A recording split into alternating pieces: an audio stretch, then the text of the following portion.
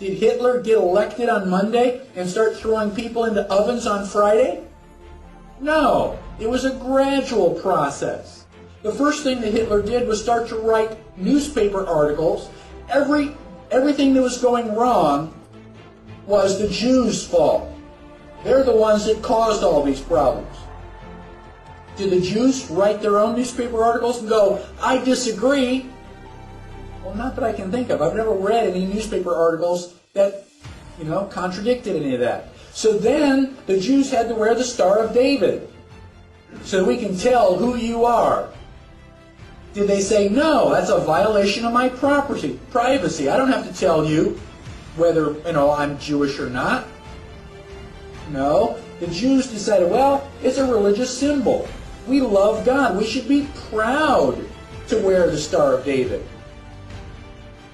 Eventually, the Germans came in and they broke all of the windows in all of the Jewish businesses in one weekend.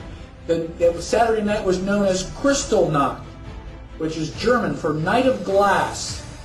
You couldn't walk up and down the sidewalks because they were filled with glass. Did the Jews rise up and say, now, damn it, you're violating my property, you shouldn't do that? No. Gosh, we don't want to make the Germans any madder than they already are. We want to just kind of go along to get along. Don't piss them off. They've got guns. Eventually, the Germans are loading them up into cattle trailers on the train. Where do you think you're going? On vacation? Where do you think they're going to take you? Well, now you're cold and naked and they're walking you into the ovens where you're going to go to mass execution. Is it time now to raise your hand and say, I tend to disagree with all this? Bang! You're dead. It's too late to complain. You should have complained at the beginning when you at least had a chance. My question to you, and I don't expect you to answer it, just think about it in your head. How bad do things have to get before you do something? Do they have to take away all your property? Do they have to license every activity that you want to engage in?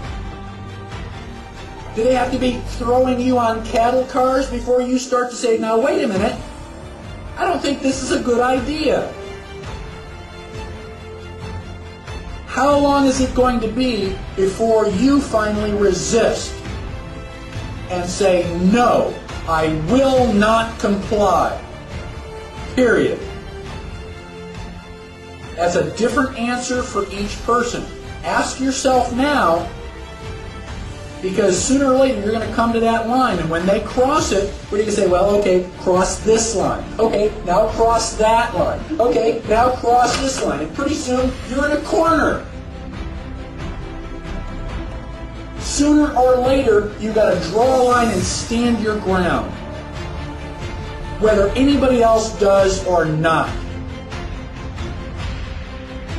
That is what liberty is all about.